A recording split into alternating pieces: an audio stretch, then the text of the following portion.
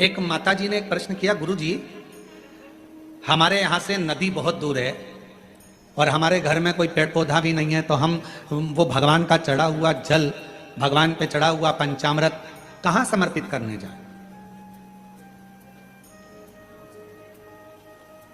हमने कहा कि मिट्टी तो है तुम्हारे घर में, तो कहा मिट्टी तो है। हमने पूछा कितनी मिट्टी मिल जाएगी? उन्होंने कहा गुरु जी ये तुम जितनी बोलो, 1 तगाड़ी 2 तगाड़ी 10 तगाड़ी, जितनी मिट्टी बोलो उतनी मिल जाएगी। हमने कहा तुम्हारे यहाँ पर बड़ा सारा थाल है? हाँ। थाल भर के मिट्टी ला सकते हो? हाँ। हमने कहा लेकर आना। हम जहाँ ठहरे हुए थे वह थाल भर कर मिट्टी लाए। एक बड़ा सा आरती करते ना हमारे शर्मा जी, आरती करने के लिए भी थाली नहीं लाए, थाल लाए। अब इतना बड़ा थाल देखा है आप लोगों ने? देखा कि नहीं देखा? कहाँ है वो थाल? कहाँ? अच्छा देखा तो है ना तुम लोगों ने आरती के समय पे, या फिर शाम को आएगा आरती में, तुम देख लेना है। हमारे यहाँ ये महाकाल सेवा समिति व भक्त मंडल है ना, ये छोटा मोटा मंडल नहीं है, ये हर चीज बड़ी करता है। तो यहाँ ये आरती की थाली भी छोटी नहीं लाया, ये आरती की थाली भी बड़ी लाया, और ऐसी मोटी थाली इतनी बड़ी। अब आरती करने वालों से हम उनका हाथ देखते हैं तो कई बार हमें सोचने में आता है पकड़ भी पा रहा है कि ना पकड़ पा रहा है राम जी। अब मोटी सारी थाली, अब इतने बड़ी थाल लिया है। हमने कहा इसको मिट्टी से भर ला। अब वो मिट्टी से भरकर लिया। अब मिट्टी से भरकर लाई, हमने उसको बीच का जो भाग था उसमें थोड़ा सा चंदन अगर तगर डालकर सुंदर बढ़िया उसको चंदन का छींटा देकर, दही आदि मिलाकर, घी मिलाकर उसका शिवलिंग बीच में बना दिया। अब जैसे ये थाली और मिट्टी से भरी, बीच में शिवलिंग बना दिया। शिवलिंग बनाकर वहीं उंगली से जलाधारी बना दी। अब हमने कहा इस पर जल चढ़ा, पानी दिख रहा है कहीं पर कि नहीं गुरुजी? दूध चढ़ा, कहीं दिख रहा है गुरुजी? नहीं गुरुजी। दही चढ़ा, कहीं दिख रहा है? शहद दिख रहा है? घी दिख रहा है? नहीं। फिर पानी चढ़ा, कहाँ गया वो शहद? कहाँ गया वो दल? कहाँ गया वो दूध? सब जो थाली में मिट्टी भरी थी सब उसने सोख लिया। शिवलिंग बीच में वैसा की वैसा ही रह गया। और अब उसे विसर्जन कहाँ करे? तो 1 लोटा जल डालना, बाद में पूरा शिवलिंग विसर्जन हो जाएगा। उस मिट्टी को किसी गमले में ले जाके डाल देना। शंकर भगवान अपनी अलमस्ती के आनंद में पार्थिव पार्थिव होता, पार्थिव पार्थिव।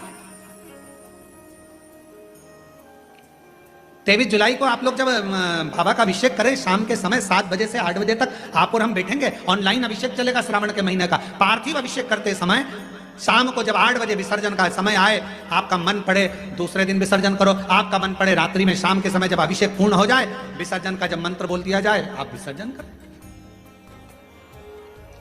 शिवरात्रि का दिन एक ऐसा दिन होता है कि शिवरात्रि की रात्रि को 4 पहर में 4 बार कई भक्त शिवलिंग का निर्माण करते हैं, 4 बार विसर्जन करते हैं। 4 बार शिवलिंग का निर्माण करते, 4 बार विसर्जन करते, 4 बार शंकर की आराधना में डूबे रहते हैं। पूरी रात शिव की आराधना चलती रहती, पूरी रात साधना में। और पढ़िएगा शिव महापुराण में सारे लेख आपको मिलेंगे, सारे लेख। शिव महापुराण में एक एक चीज आपको पढ़ने को मिलेगी, कोई अलग से हट कर कुछ। काली मिर्च चढ़ाने का क्या विधान है? गेहूं के दाने चढ़ाने का क्या विधान है? काली तिल चढ़ाने का क्या विधान है? धतूरा चढ़ाने का क्या विधान है? शमी पत्र चढ़ाने का क्या विधान है? बेलपत्र चढ़ाने का क्या विधान है? जो चीज 23 जुलाई को चढ़ाई जाएगी उसका सारा विधान आपको आप शिव महापुराण के अंदर मिलेगा। बस पढ़ना उसको, केवल पढ़ो, अध्ययन करो। किसी ने लिख देगा, लिखने वाला लिखेगा ये क्यों चढ़ाया, इससे क्या होता है, नहीं, अपने पढ़ो उसको, अध्ययन करो। चावल के दाने, गेहूं के दाने, अन्न का भाग, मूंग, ये सब प्रसंग हमारे शास्त्रों में है सब।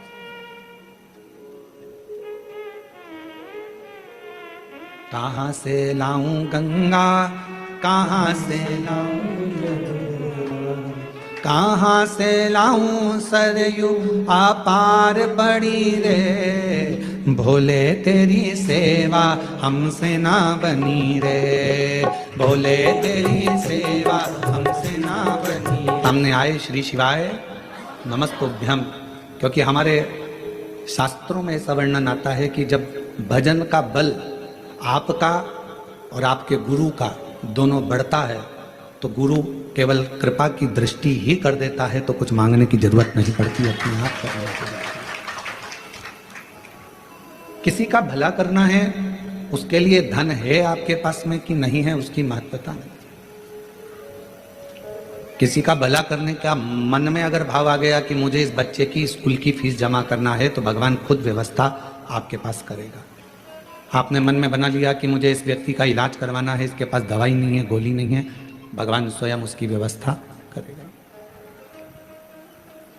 आपने मन ही नहीं बनाया किसी का भला करने का या भगवान का भजन करने का या स्मरण करने का और सोचा धन के बल पर मुझे भगवान मिल जाए या धन के बल पर मैं किसी का भला कर दूं, वो ठीक नहीं।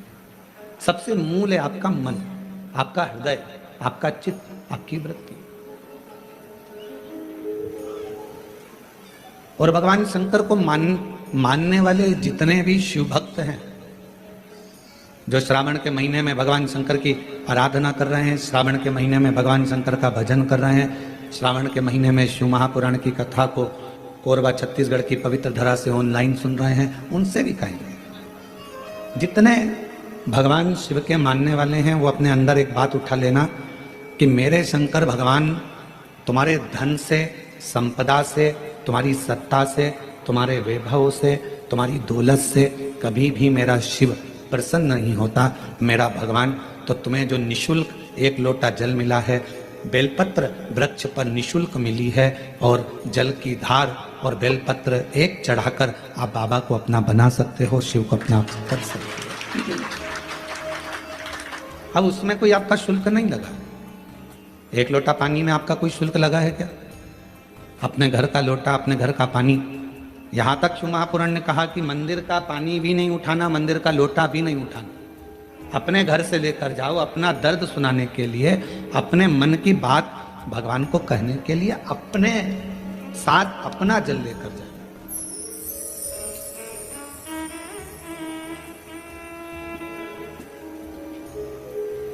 शिव महापुराण की कथा तो यहां तक कहती है कि भगवान की कोई भी स्तुति अगर आपको करना है तो अपने दिल में जो बात आए वो भगवान से कहो। किसी की पढ़ी पढ़ाई, किसी की सुनी सुनाई स्तुति भी हमको नहीं करना। खुद की स्तुति जो आपके दिल से निकल रही हो भगवान के लिए, उसको पुकारने के लिए, उसको बुलाने के लिए, वो स्तुति खुद करी।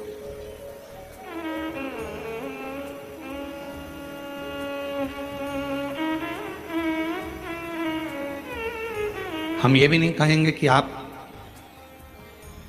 हम जैसा विधान बताएं वैसा करो, या हम जैसा आपका दिल करे आप वैसा करिए। शिव को रिझाने के लिए कड़प एक ऐसा भील वन में रहने वाला, उसके पास में कुछ भी नहीं था, केवल उसने गांव के किसी व्यक्ति को पूजन करते देख लिया था और वो भी पूजन करना प्रारंभ कर दिया। पांव से तो उसने जलाधारी के आसपास में पड़े हुए फूल पत्ती को हटाया, मुंह में भरे हुए पानी को शिवजी पर चढ़ाया, जो उसके पास में मांस आदि था उसका भोग लगा दिया। अब उसकी साधना, उसका तप कितना बड़ा कि ब्राह्मण देव ने, पंडित जी ने भगवान शंकर के शिवलिंग को पिंजरे में बंद कर दिया था। पिंजरे की एक टांग टूट गई लोहे की, शिवलिंग पर जाकर लग गई, शिवलिंग में से खून बहना प्रारंभ हो गया, रक्त बहना प्रारंभ हो गया।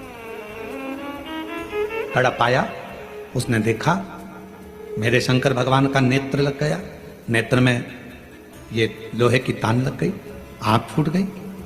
हाथ लगाया, खून नहीं रुका, कपड़ा लगाया, रक्त नहीं रुका। तब उसने अपनी त्रिशूल से आंख निकाल ली और वही शिवजी के शिवलिंग पर लगा दी, वही।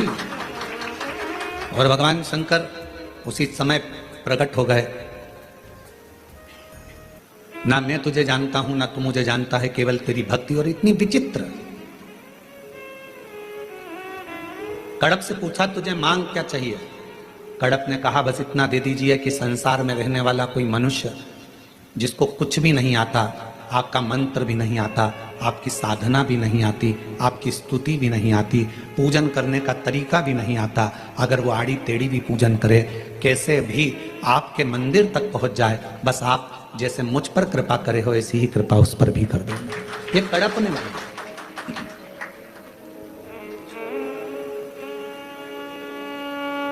मेरे शंकर भगवान तुम्हारी स्तुतियों से, मेरे शंकर भगवान तुम्हारे बहुत बहुत सारा कि 100 लोटे जल चढ़ाओगे तो शंकर जी प्रसन्न होंगे, 1.25 लाख बेलपत्र चढ़ाओगे तो शिव जी प्रसन्न होंगे।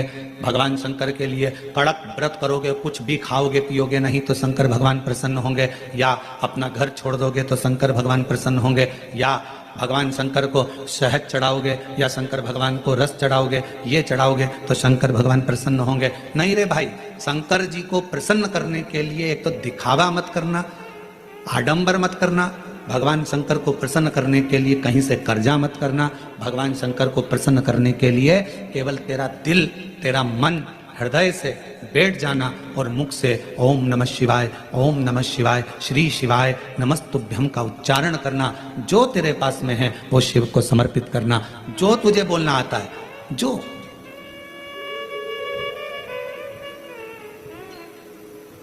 छोटा सा बच्चा तोतला बोलता है, माँ को अच्छा लगता है कि नहीं लगता है? बोलो, जम के बोलो, लगता है। छोटा सा बच्चा किसी से भी अगर तोतरी भाषा में बोलेगा सबको अच्छा लगेगा। तोतरा बच्चा, छोटा बच्चा गाली भी दे देगा तो सबको अच्छा लगेगा। वही बच्चा बड़ा हो जाए, बड़ा होने के बाद गाली बक दे तो लड़ाई हो जाए। तोतरा है, माँ बाप स्वीकार करेंगे, लोग स्वीकार करेंगे। छोटा है, सब स्वीकार करेंगे। शिव जी की कथा कहती है कि भगवान शंकर को रिझाने के लिए आपकी तोतरी भाषा से, आपके निर्मल मन की भाषा से, आपके हृदय की भाषा से आप शिव जी को जैसे रिझाना चाहोगे शंकर भगवान जल्दी प्रसन्न होंगे। और अगर आप आडंबर से, दिखावे से, छल से परमात्मा को पाने का प्रयास करोगे तो शिव कभी प्राप्त नहीं होगा। उसको पाने का तरीका ही सहजता है। निर्मल मन सो मोहि पावा, मोहि छल छिद्र कपट ना पावा। भगवान को पाने का सबसे सुंदर तरीका है कि बस हृदय से उसको पुकार।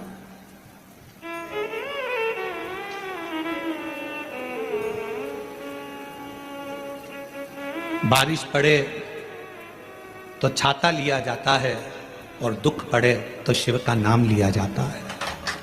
केवल जब दुख आए, तकलीफ आए, कष्ट आए, परेशानी आए, थोड़ा सा भी जीवन में अगर लग रहा है कि हमारी कष्ट की जिंदगी चल रही है, हमारे परेशानी का जीवन चल रहा है, उस समय पर शिव नाम लेना प्रारंभ कर दो, श्री शिवाय नमस्तुभ्यम कहना प्रारंभ कर दो। धीरे धीरे उसका नाम उच्चारण करना प्रारंभ कर दो। घर के दरवाजे पर श्री शिवाय नमस्तुभ्यम लिख दो। गाड़ी पर, बंगले पर, दुकान पर, जायदाद पर उसका नाम लिख दो कि अब हमारे बस का नहीं है, लोग हमको तकलीफ दे रहे हैं, कष्ट दे रहे हैं, अब दुनिया हमारे से नफरत कर रही है, पर मेरे बाबा तू मुझे निभा लेना। पूरी जमीन, जायदाद, मकान, गाड़ी, खुद सब कर श्री शिवाय नमस्तुभ्यम लिख दो, उसके सुप्रत कर दो।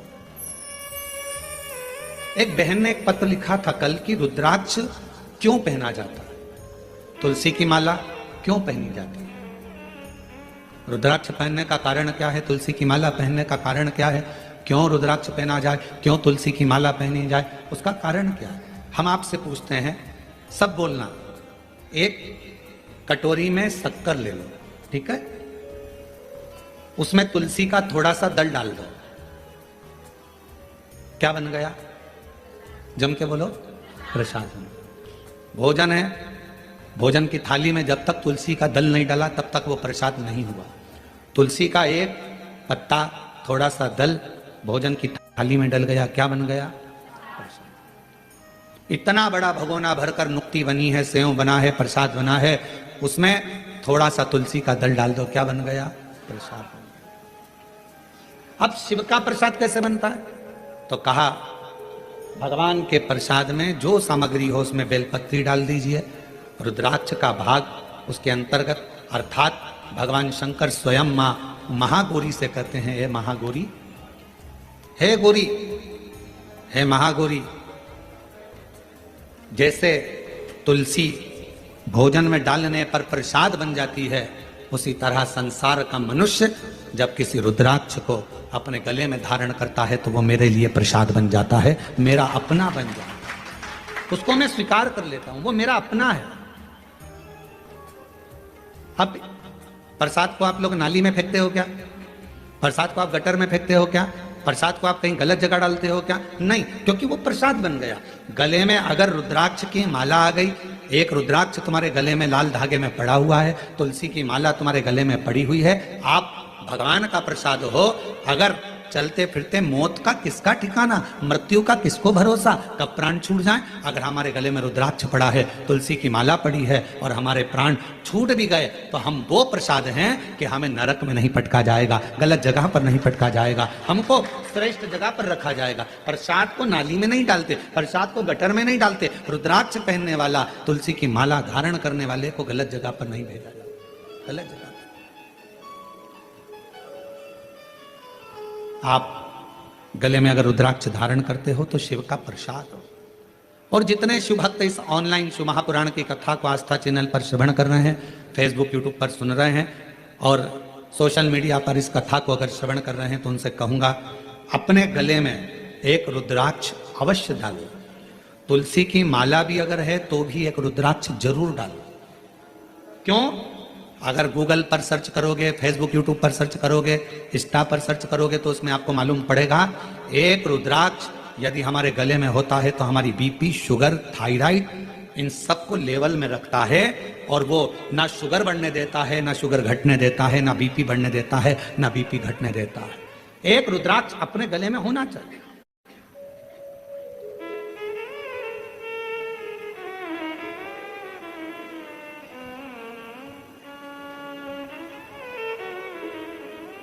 एक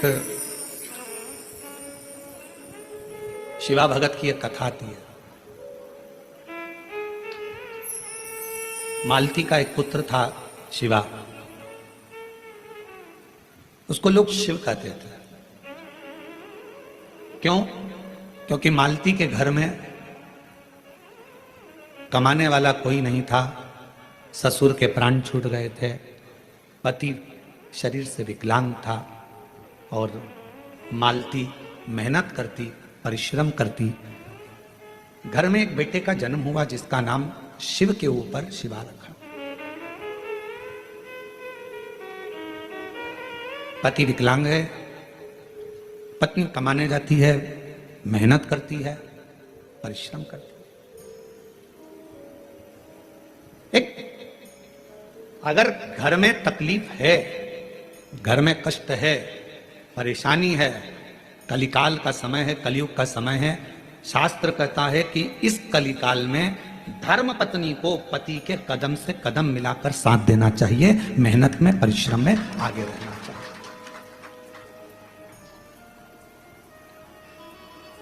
वो समय गया जिस समय पर नारी केवल चौके का काम करती थी और लोग गाली देते थे, अपशब्द कहते थे, ताना देते थे, वो घर में रह लेती थी।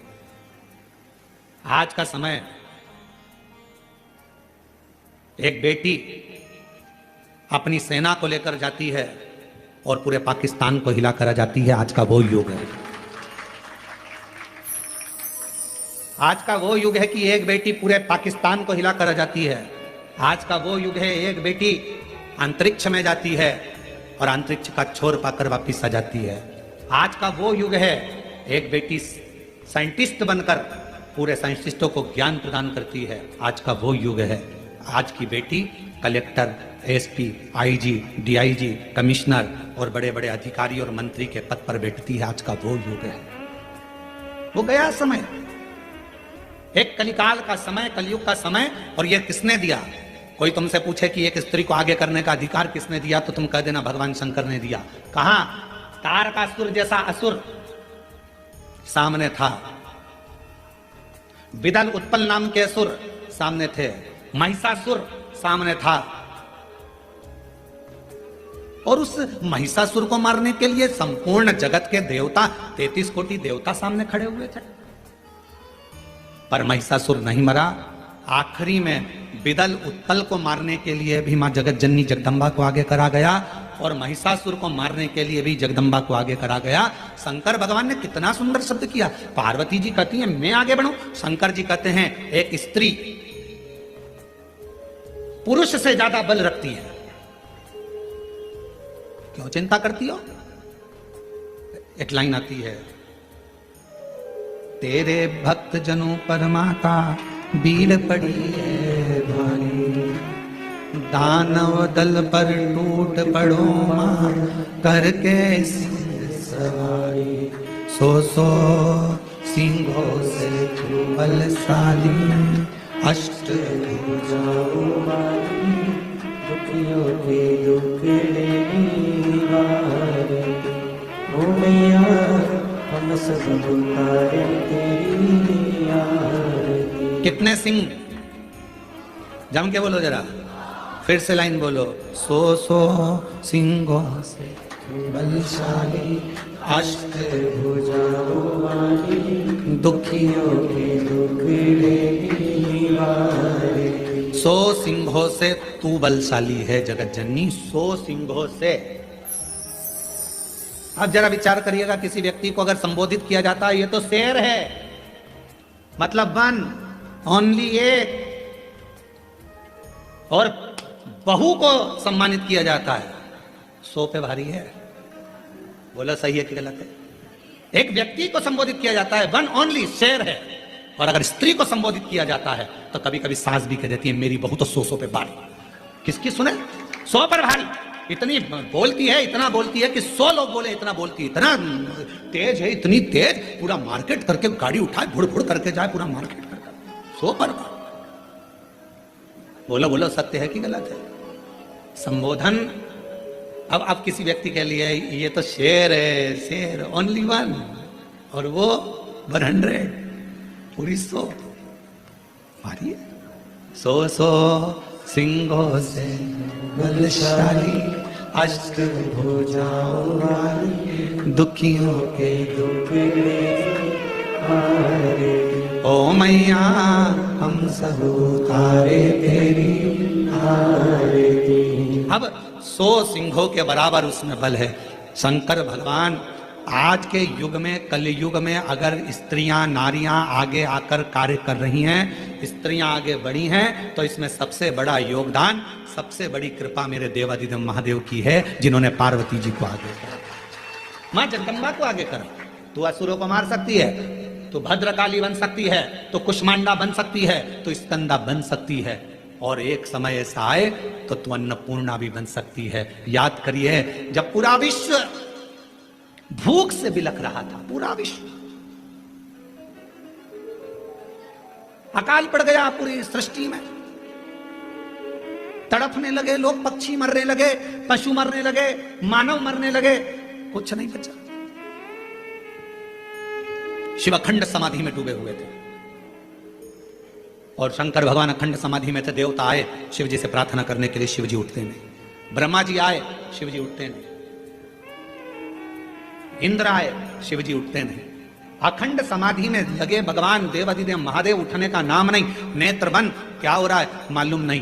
पर पार्वती माता से रहा नहीं गया, सूचना मिली पूरा ब्रह्मांड हिल रहा है, सब भूख और प्यास से तड़प रहे हैं। तब मां अंबा जगदम्बा माता पार्वती ने विचार करा, मेरे बच्चे, ये संसार के लोग भूख से तड़प रहे हैं। तब मेरी मां अंबा जगदम्बा जी ने तुरंत अन्नपूर्णा का रूप धारण करा, भूमि पर चरण रखकर धान उत्पन्न किया, धान उत्पन्न किया, और चरण रखकर धान लेकर मेरी मां थोड़ा सा अन्न का भाग लेकर, जो मेरी अन्नपूर्णा माता ने जीवों का भरण पोषण करना प्रारंभ करा, तो माता जी को अन्नपूर्ण सदा पूर्ण शंकर प्राण वल्लभ है।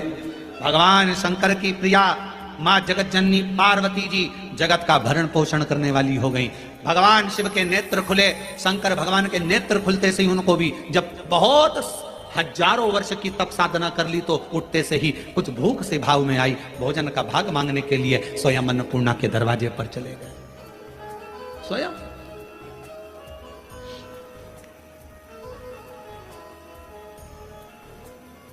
जब जगत पूरे विश्व में हाहाकार मचती है तो वो अन्नपूर्णा बन जाती है।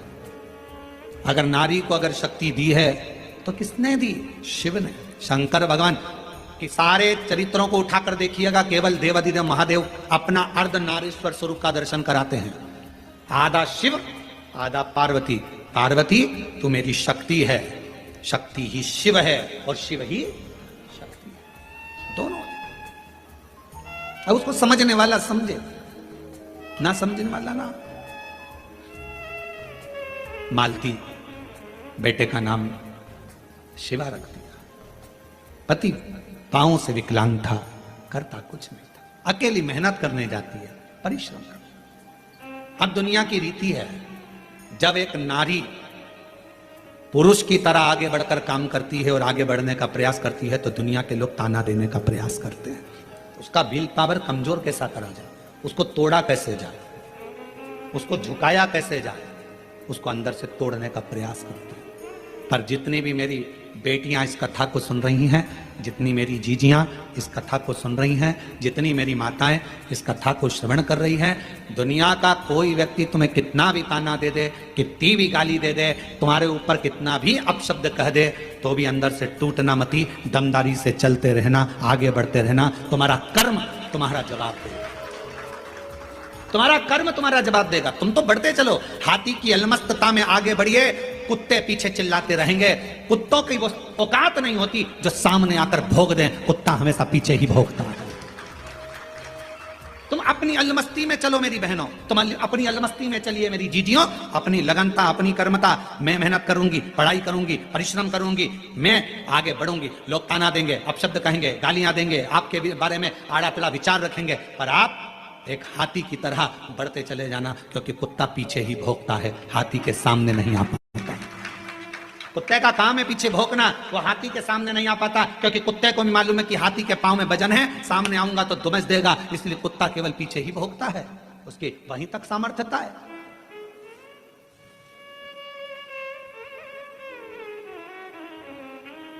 एक बहन, एक बेटी, एक मां, एक स्त्री जब अपने कर्तव्य पथ पर चले, उसको सोचना नहीं चाहिए कौन क्या कहेगा।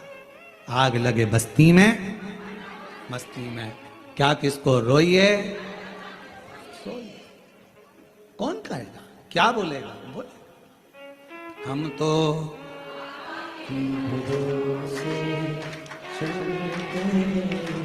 तो बाबा के भरोसे चलते हैं। ये दुनिया वाले जलते हैं, ये दुनिया वाले जलते हैं, डमरू वाले के भरोसे चलते हैं, काशी वाले के भरोसे चलते हैं। अपनी मस्ती में मेरी बहनों, मेरी जीजियों, मेरी बेटियों, अपनी मस्ती में अपने कर्तव्य पथ पर आगे बढ़ो। गली गली में कुत्ता मिलेगा, क्या हाथी सबसे भिड़ता है?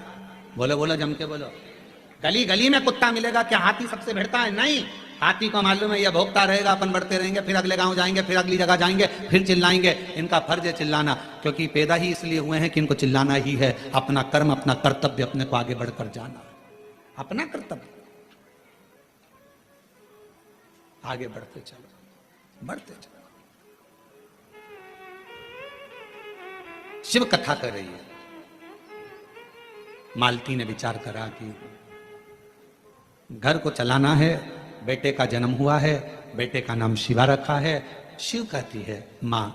धीरे धीरे बच्चा एकांत रहने लगा, समय बीता। एक दिन माँ काम में लगी रहती, बच्चे को घर में जब भरण पोषण का कुछ ना पड़ा, कुछ नहीं। जिस जगह पर माँ काम करती थी उसी जगह पर उस बच्चे को काम पर लगा दिया और कह दिया मेरा स्वास्थ्य ठीक नहीं, सेठ जी मैं आपकी दुकान पर, आपके घर पर कार्य करने नहीं आ सकती, अब मेरा पुत्र है। ये कथा कोई पुरानी नहीं, इसी कलयुग की है, इसी कलयुग।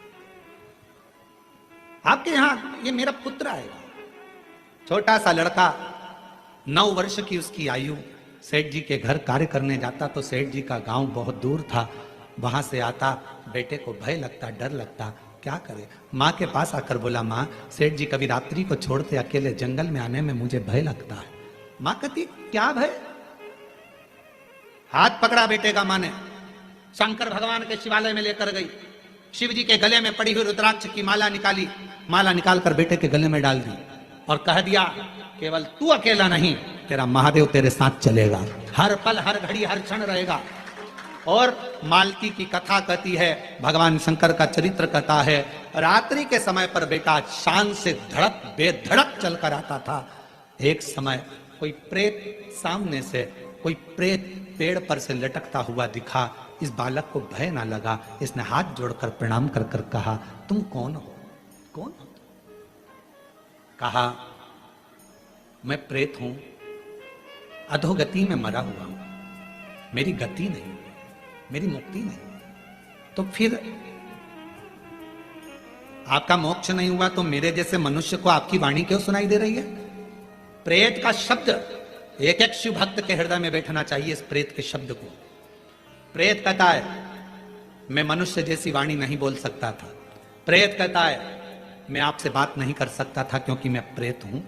पर आप रोज प्रतिदिन रुद्राक्ष की माला को धारण कर कर यहां से निकलते हो।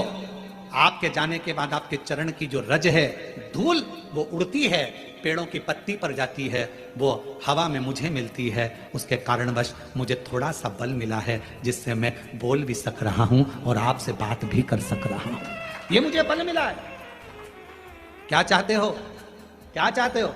बस एक निवेदन है, कभी मौका मिले तो इस पथ से आपसे निवेदन है कि आप इस पथ से जाना बंद ना करिएगा। जब भी मौका मिले इस पथ से जरूर जाइएगा। उस शिवा पुत्र ने कह दिया मैं जरूर जाऊंगा। निकलते रहे, निकलते रहे, निकलते रहे, निकलते रहे, निकलते रहे, उसी पथ से निकलते रहे। एक दिन वो प्रेत योनि से छूट गया, देव योनि में आ गया। कानों में कुंडल धले थे, सिर पर मुकुट पहना था, गले में हार पहना था, सुंदर पीतांबर पहना हुआ था और सुंदर हाथ में एक शस्त्र लिया हुआ था। हाथ जोड़कर खड़ा हो गया, आज मैं प्रेत योनि से मुक्त होकर देव योनि में आ गया। ये आपकी कृपा है। उस शिवा पुत्र ने कहा मेरी कृपा कैसे? मैंने तो कुछ करा ही नहीं, बस आपके गले में पड़े हुए रुद्राक्ष को पहनकर आप जाते थे और आपके रज से मैं कृतार्थ होता चले गया, मेरा उद्धार होता चले गया। उस प्रेत ने जो कहा, कितनी सुंदर बात कही। अगर रुद्राक्ष पहनकर कोई संसार का मनुष्य किसी मार्ग से निकल कर जाता है तो ना जाने कितने कितने प्रेतों का और जीवों का कल्याण करते करते जाता है। सांसारिक मनुष्य की तो बात ही दूसरी है। और शंभो शरण मांगो दुख काटो दया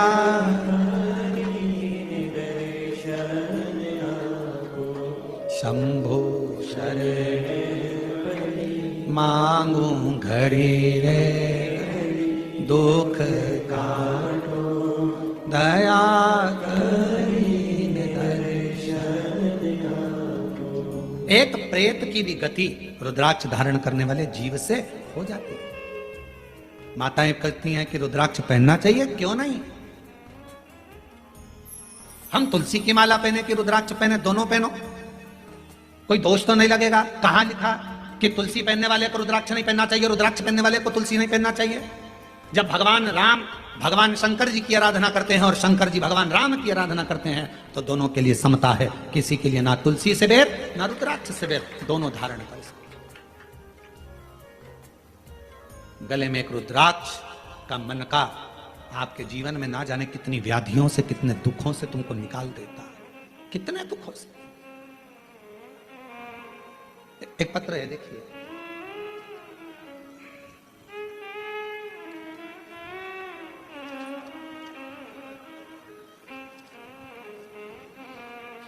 रुक्मणी पटेल, शिव नारायण पटेल, ग्राम रामपुर, जिला कोरबा,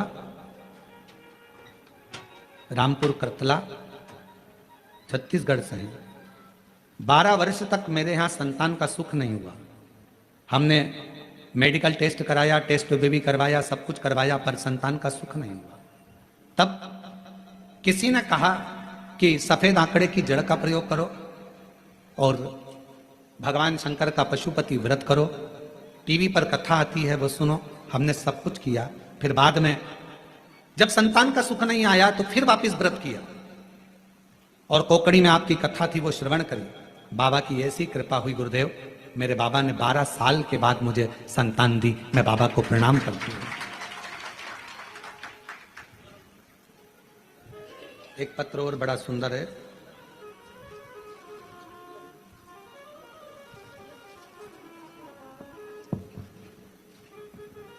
एक रुद्राक्ष के जल की क्या महत्वता है इस पत्र में देखिए। मेरा नाम श्रीमती रितु डिक्सेना, ग्राम हरदी बाजार में रहती हूँ। हरदी बाजार की पुत्र वधू हूँ। बाबा, शादी के 12 वर्ष के बाद 2023 में मेरे गर्भ में मुझे तकलीफ हुई। पहले डॉक्टरों को दिखाया तो बच्चेदानी में छाले बता दिए, फिर डॉक्टर को दिखाया तो गर्भाशय में बच्चेदानी में 7 गठाने हो गए। घबरा गए, डॉक्टर ने कहा ये गठानों की जांच होगी, मालूम पड़ेगा कि कौन सी बीमारी है। हम लोग घबरा गए। तब किसी ने कहा कि सीहोर जाकर अगर वहां का रुद्राक्ष लाया जाए, और सीहोर गए, वहां से आकर गुरुजी हमने पशुपति व्रत भी किया, रुद्राक्ष को पानी में गलाकर उसका जल पीना प्रारंभ करा। और फिर 29/5/2025 में हम बिलासपुर में फिर चेकअप कराने के लिए गए।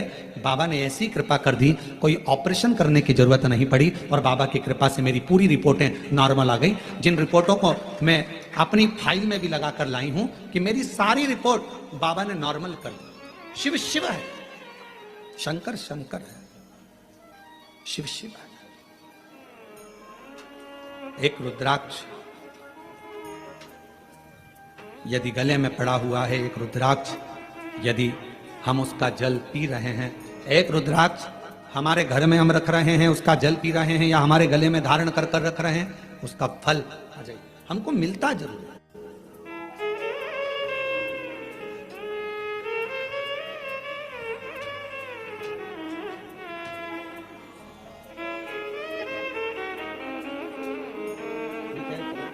इसको हो गया, ठीक है, बाबा की कृपा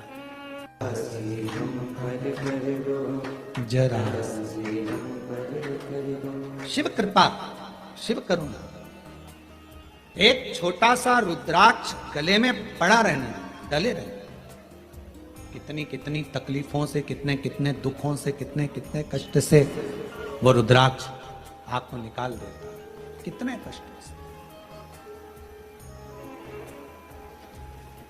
शिव महापुराण की कथा करेंगे, शंकर भगवान की भक्ति,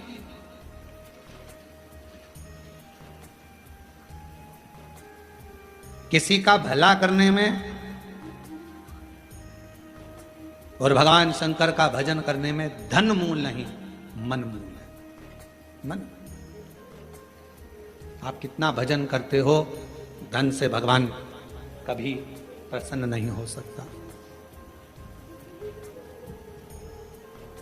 धन से भगवान कभी प्रसन्न नहीं, आडंबर से भगवान कभी प्रसन्न नहीं हो सकता। क्या था माता पार्वती जी के पास में? जिस समय मां पार्वती जी की अवस्था 6 वर्ष की हो गई और मां पार्वती जी अपना भवन छोड़कर वन में चली गई अपनी सहेलियों के साथ, एक गुफा में प्रवेश कर गई माता पार्वती जी। छोटी सी गुफा में रहकर माता पार्वती जी ने तप साधना प्रारंभ कर दी। क्या था पार्वती जी के पास में? ना मां पार्वती जी हिमालय राज की नगरी से ना पात्र लेकर गई थी, ना पूजन का कोई सामान लेकर गई थी।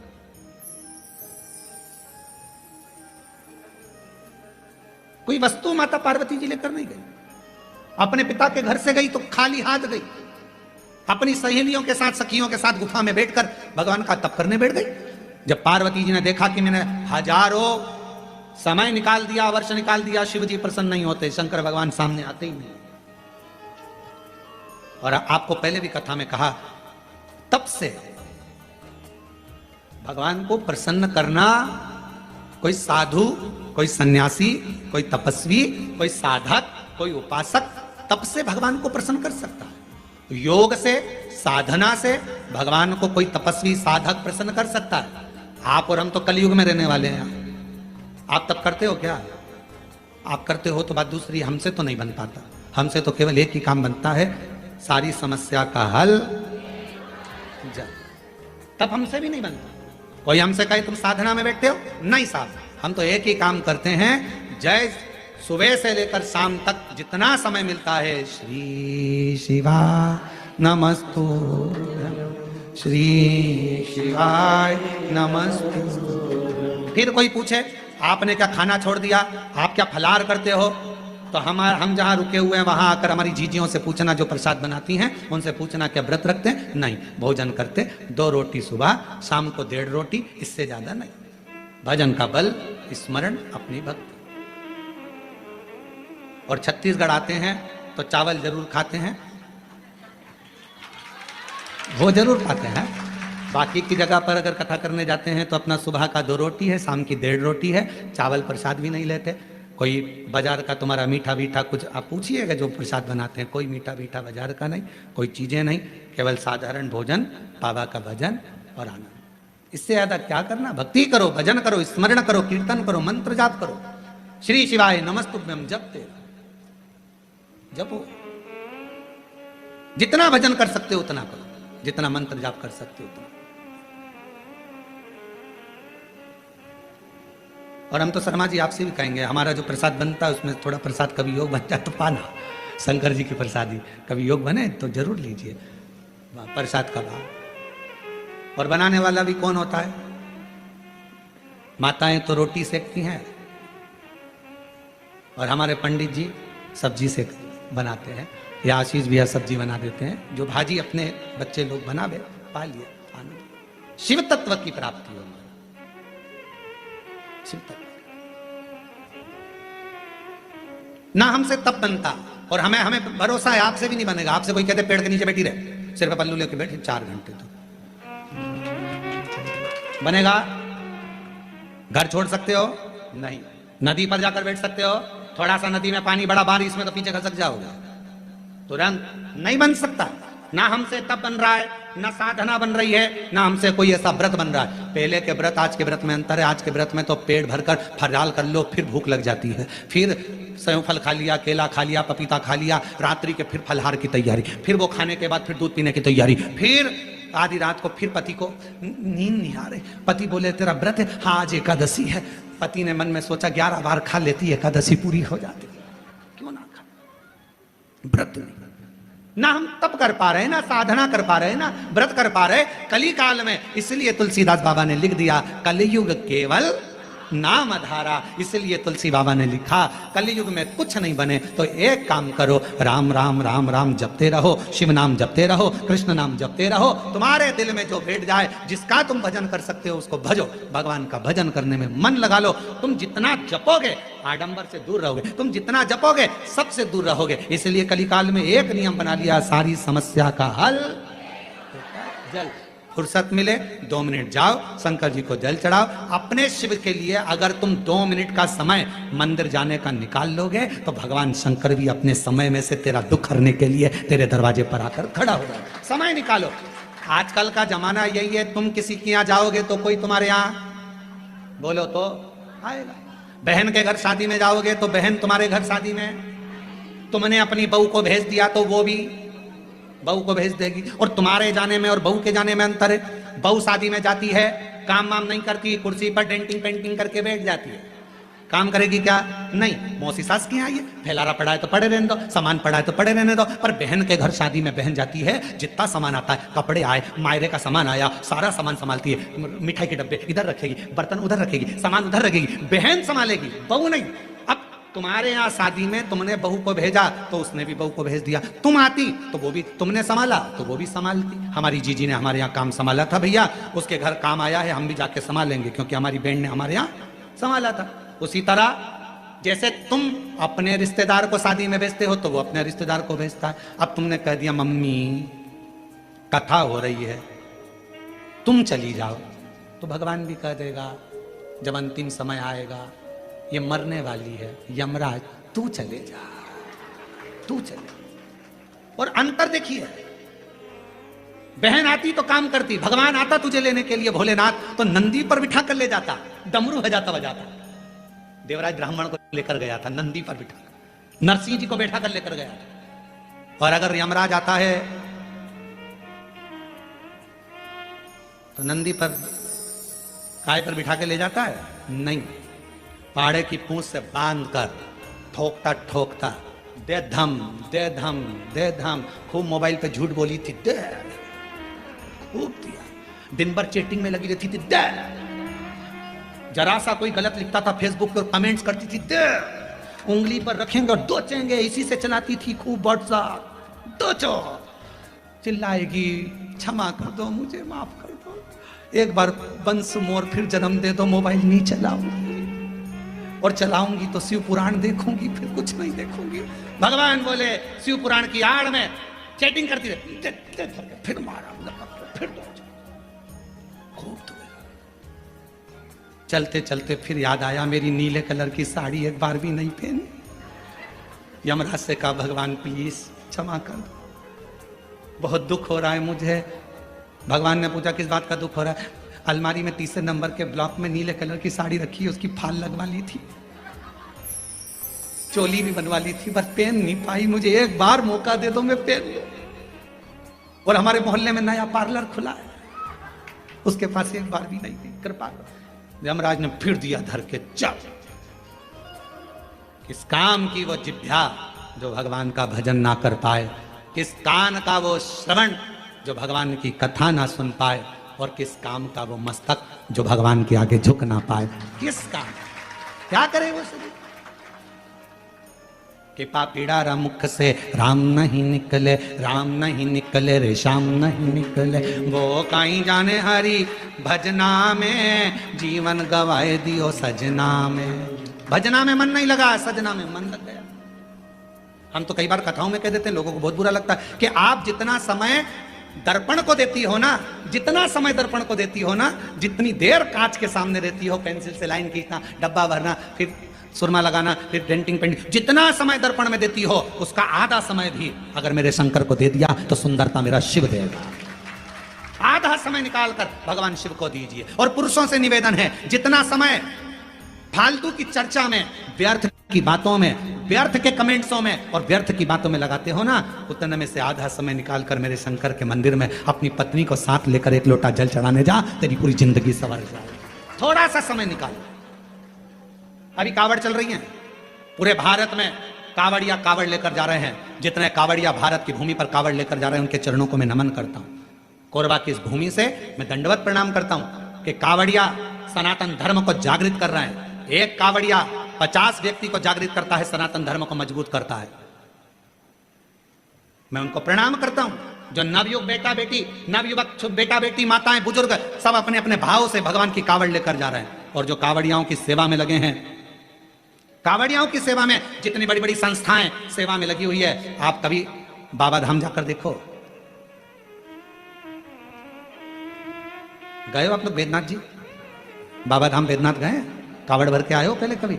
आप लोगों ने देखा होगा बाबा बैद्यनाथ जी के यहाँ सुल्तानगंज से कावड़ भरकर बाबा की जो कावड़ बैद्यनाथ जी पर जाती है, बाबा धाम जाती है बैद्यनाथ जी के यहाँ, पूरे रास्ते में लोग बड़े बड़े लंगर, बड़े बड़े टेंट दूसरी दूसरी जगह से आकर खूब शहर के वासी, पूरी बिहार के लोग, पूरा उत्तर प्रदेश का लोग, वहां पर पूरा झारखंड का लोग पूरी तैयारी रखते हैं और बड़े बड़े कैंप लगाकर सबकी सेवा करते हैं। उनको धन्यवाद देता हूं, उनको प्रणाम करता हूं। साधु, आप जाओ हरिद्वार, आप जाओ उत्तर प्रदेश, काशी, बड़े बड़े संस्थाएं, बड़े बड़े सेवादार, बड़े बड़े अपने आनंद में। आप सीहोर जाकर देखिए, सीहोर में भी बहुत संस्थाओं ने अपनी अपनी सेवाओं के क्रम चालू रखे हैं। करा रहे लोगों का मुख झूठा, किसी को पानी पिलाना, किसी को चाय पिलाना, किसी को नाश्ता कराना, अपने आनंद के साथ कर रहे हैं, भगवान की भक्ति के साथ। देखो, और कुछ लोग संसार में ऐसे भी पैदा हुए हैं जो कावड़ भरने के लिए जा रहे हैं तो क्यों जा रहे हैं, क्यों टाइम बर्बाद कर रहे हो, क्यों कर रहे हो, क्यों लंगर चला रहे हो, क्यों भंडारा कर रहे हो, उसमें भी तकलीफ उनको हो रही। क्यों? क्योंकि ये सनातन धर्म को कभी मजबूत होता नहीं देख सकते, कभी। इन्होंने जिंदगी भर केवल एक ही कसम खाई है कि हम सनातन को नीचे ले जाएंगे, ऊंचा नहीं। सनातन को ऊंचा ले जाने का प्रयास करो, इस भारत की भूमि को फिर विश्व गुरु बनाने का प्रयास करो, इस भारत की भूमि को फिर श्रेष्ठ बनाने का प्रयास। अगर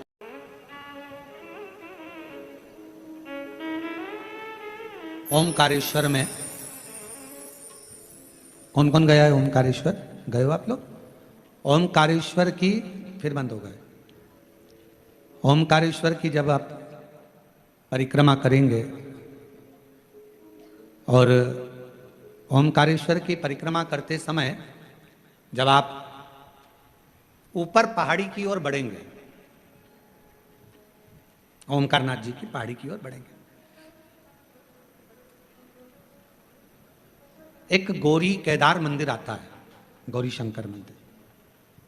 ये गौरी केदार या गौरी शंकर मंदिर का स्मरण होगा तो कभी बहुत प्राचीन मंदिर है, बहुत प्राचीन मंदिर, बहुत प्राचीन। जितने भी लोग ओमकारेश्वर जाएं तो वहां जरूर परिक्रमा मार्ग में ऊपर की ओर जाकर दर्शन करें। परिक्रमा बहुत प्राचीन है। कई शताब्दियों पुराना, बहुत प्राचीन, बहुत प्राचीन। वहां एक शिवलिंग है, लगभग 5.5 से 6 फीट की हाइट का, काले पाषाण का है, बहुत बड़ा है, बहुत बड़ा।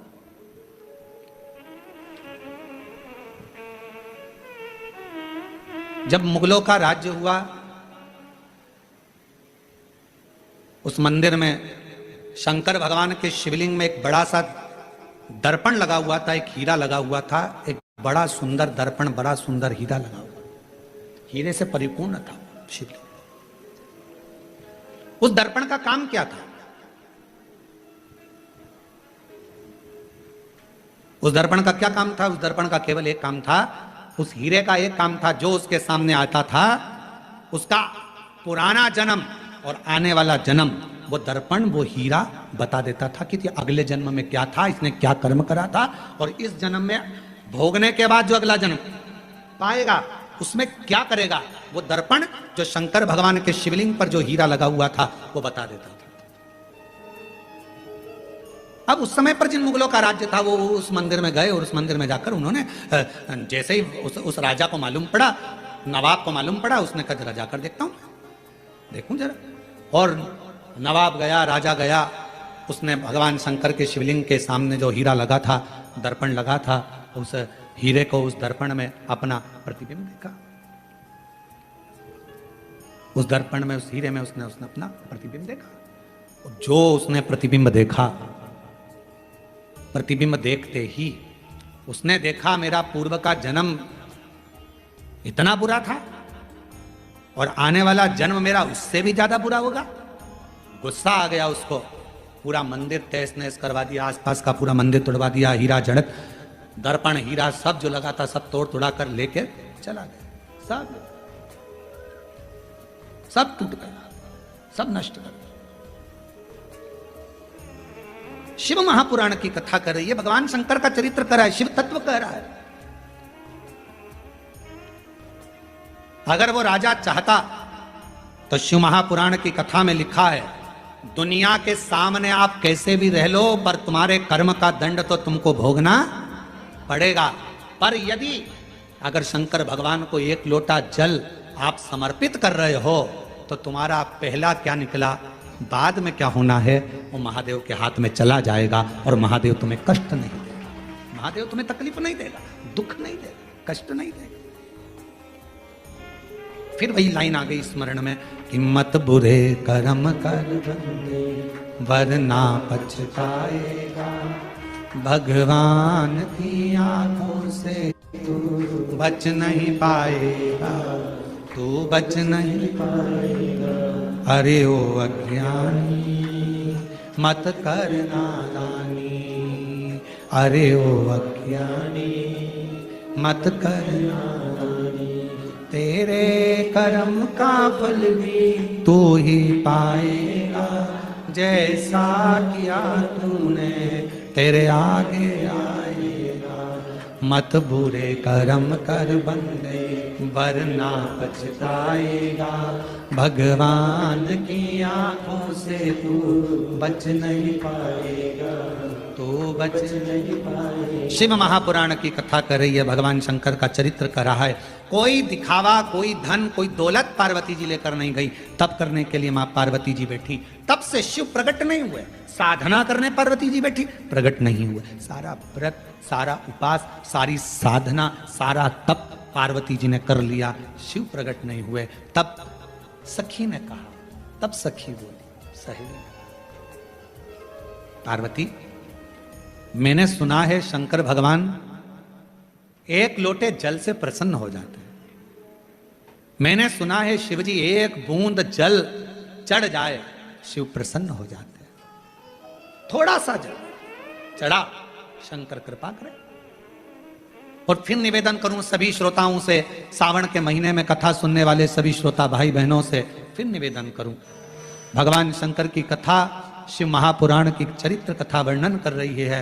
कुछ ना बने तो शंकर के मंदिर में केवल, कुछ भी ना हो तो केवल घर से एक लोटा जल भरकर जाना, शिव के मंदिर में प्रारंभ कर दो। मेरा देव अधिदेव महादेव करुणा करना प्रारंभ कर देगा, शंकर करुणा करना प्रारंभ कर देगा। जल सारी समस्या का हल हर हर बोल बम का नारा है, सारी समस्या का हल श्री शिवाय नमः। केवल जल चढ़ाना पड़ा और कुछ नहीं। शिव स्वीकार करेगा, भगवान शंकर स्वीकार।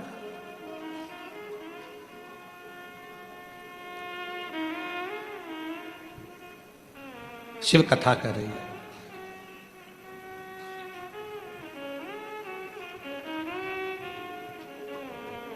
एक गुरु में और एक शिव में एक बहुत बड़ा अंतर होता है।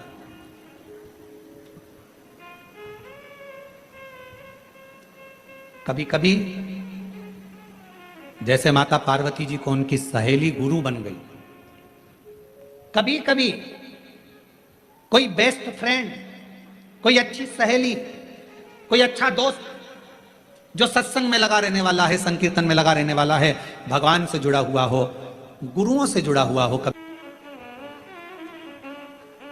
कोई अच्छा गुरु मिले जीवन में, वो जोड़ दे। पार्वती मैया को उनकी सहेली अच्छा गुरु के रूप में मिली और बहुत अच्छे गुरु के रूप में माता पार्वती जी की सहेली मिली। तो पार्वती जी की सहेली ने कहा कि पार्थिव लिंग की आराधना करो, कोई अच्छा पहचान वाला मिले ना, जो भगवान को जानता हो, उसका संग जरूर करो। पहले ऐसा नियम था, तुम्हारे छत्तीसगढ़ में था कि नहीं था हमको नहीं मालूम।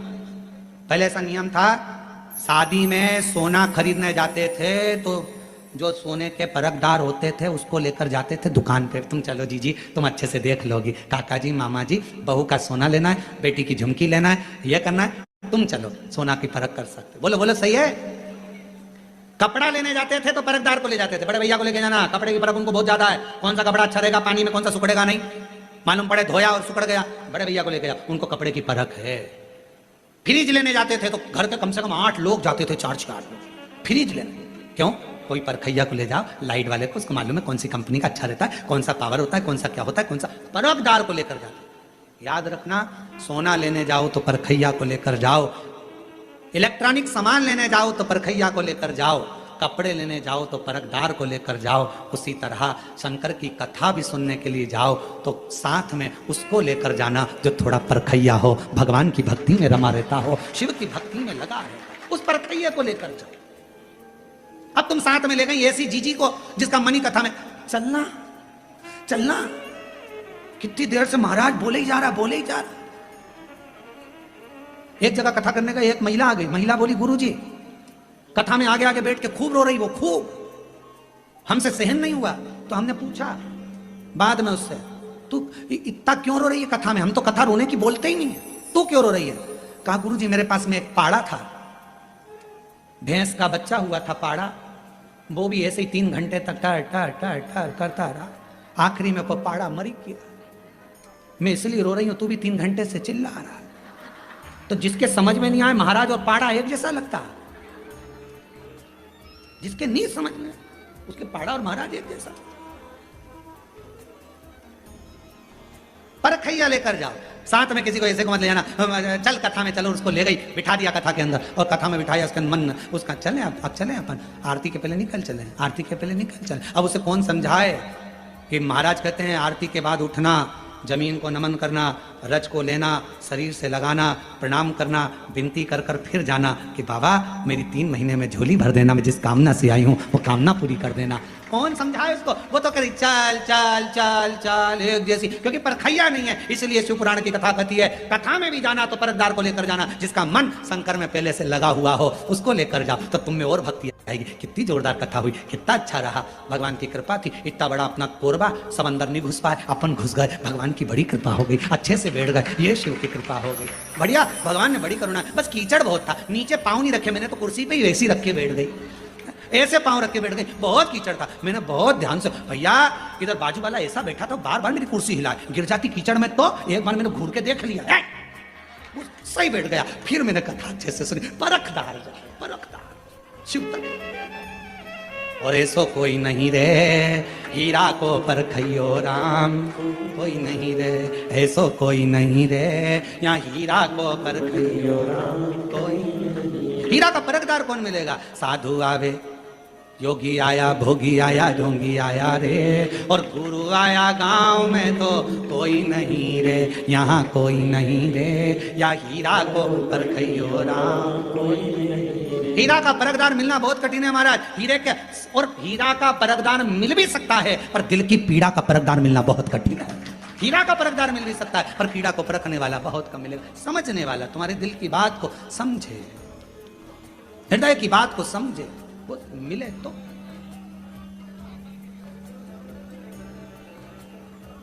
समझने वाला महाराज शिव तत्व है, शंकर की करुणा है, शिव कथा है। तुम आना भोले बाबा मेरे मकान में, तेरा डमरू डम डम बाजे सारे बाबा। तुम आना तो ऐसे आना, तुम पार्वती को लाना, तुम बोलो, सब बोलो, तुम दोनों मत बोलो, सब बोलो। तुम पार्वती को लाना, तुम पार्वती को लाना, संग गणपति को लाना, संग गणपति को लाना मेरे, तेरा डमरू डम डम सारे। बस बाबा से निवेदन करना, आप आओ मेरे हृदय के मकान में, मेरे दिल के मकान, मेरे हृदय में। बाबा तुम लक्ष्मी जी को लाना, नारायण जी को लाना मेरे, फिर कभी नहीं है जाना, मेरे मकान से वापिस मत जाना। तुम लक्ष्मी जी को लाना, नारायण जी को लाना मेरे, तेरा डमरू डम डम बाजे सारे। बाबा इतनी कृपा करना, आप आओ मेरे मकान में रहो, सबको लेकर आओ। ये घर मेरा नहीं आपका, ये हृदय आपका, ये चित्त आपका, ये मन आपका। शिव शंकर का ओगरदानी शंभू की कथा कर रही है। पार्वती जी ने सुन लिया, सखी का कहना माना, और जो पार्थिव लिंग का पूजन करा, पार्थिव लिंग का पूजन। फिर सबसे कहें, पूरे भारतवासियों से जितने कथा सुन रहे हैं, 23 जुलाई को शाम को 7 बजे से 8 बजे तक पार्थिव लिंग ऑनलाइन पूजन में जुड़ना। अपने घर की जो मट्टी हो उस मट्टी को उठाकर शिवलिंग बनाकर 7 बजे बैठना, पूजन करना, बाबा की आराधना करना। फिर देखो मेरा बाबा साल भर में कितनी संपदा, कितना वैभव, सब कार्य सिद्ध करता है। मेरा शिव है, शंकर है, वो घड़दानी है, वो शिव।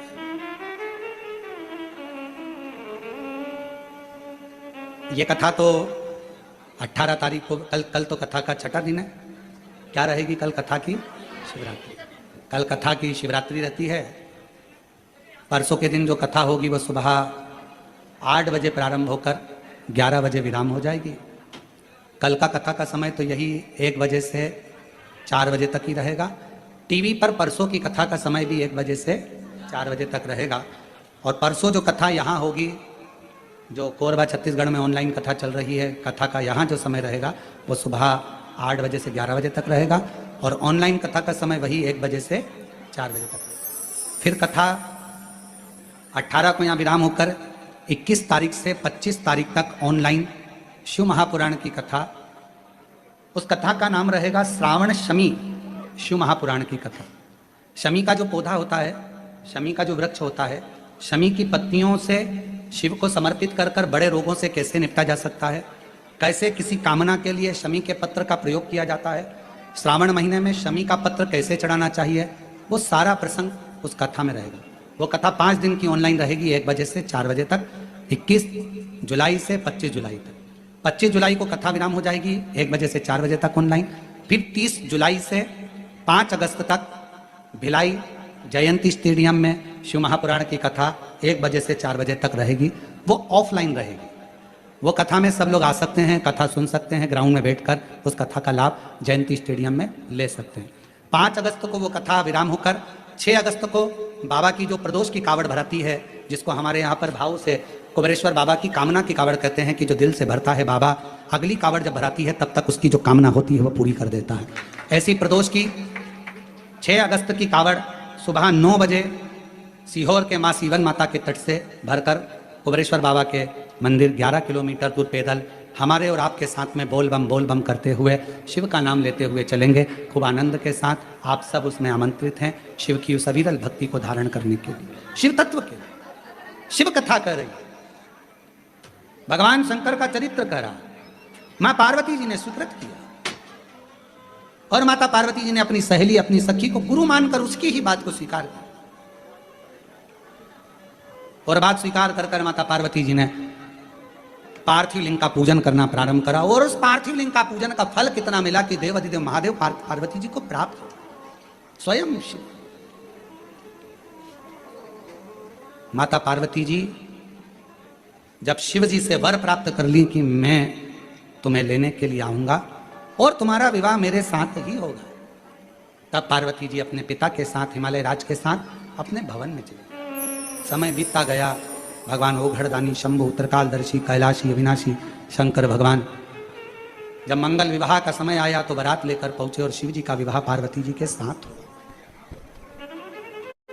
अब देखिएगा जरा, शिव महापुराण का एक छोटा सा प्रसंग कितना सुंदर वर्णन कर रहा है कि शिवजी पार्वती माता को लेकर चले। सबसे पहले पार्वती माता को लेकर शंकर भगवान गए तो काशी गए, महाशमशान महामशान महाशमशान काशी में बाबा विश्वनाथ की धरा पर बाबा विश्वनाथ पार्वती जी को लेकर गए।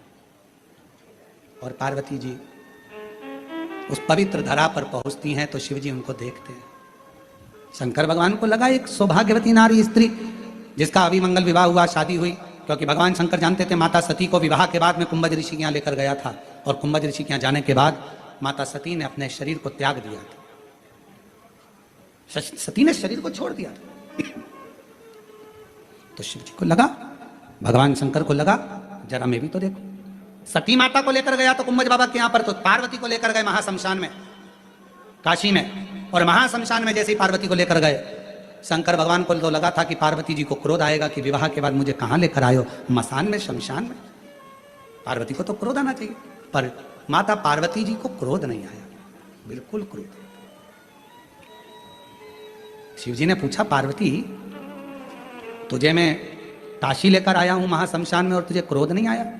पार्वती जी कहती हैं, क्रोध किस बात का करूं, जब मेरे पूर्व में जो पिता रहे हैं दक्ष प्रजापति, उन्हीं ने आपको श्राप दिया था कि शमशान में निवास करोगे। जब आपको खुद ये मुझे मालूम है कि श्राप लगा है शमशान में रहने का, तो क्रोध किस लिए? और ये तो वो भूमि है जो दुनिया का व्यक्ति कभी अगर आएगा भी नहीं तो लोग उसे बांध कर लेकर आएंगे, पर आएंगे जरूर। ये तो वो भूमि, ये कोई साधारण। शिव महापुराण की कथा कहती है काशी के कंकर कंकर में शंकर है, और काशी में जितने शंकर हैं वही काशी है और काशी ही शंकर। काशी में निवास करने वाला एक छोटे से छोटा बच्चा भी, काशी में रहने वाला एक बूढ़े से बूढ़ा व्यक्ति भी, काशी में रहने वाला चाहे ब्राह्मण हो, चाहे क्षत्रिय हो, चाहे वैश्य हो, चाहे शूद्र हो, काशी में रहने वाला पशु हो, पक्षी हो, जीव हो, जलचर हो, थलचर हो, काशी में रहने वाला एक एक जीव भी मेरे शंकर का ही एक अंश है, शिव का ही एक रूप है, तो काशी में निवास कर रहा है। काशी में, काशी में केवल लोग कहें कि मानव बसते हैं या इंसान रहता, ना ना, काशी में तो मेरा शंकर रहता है, शंकर। और तुम आना भोले बाबा मेरे मकान में, तेरा डमरू डम डम बाजे सारे। ऐसी पवित्र काशी में शिवजी पार्वती को लेकर गए। विदल उत्पल का संहार करने के लिए माता पार्वती ने कुंदुक का प्रहार करा। शिवजी का नाम कुंदकेश्वर महादेव हो गया। भगवान कुंदकेश्वर पधार रहे हैं, जोरदार ताली बजा।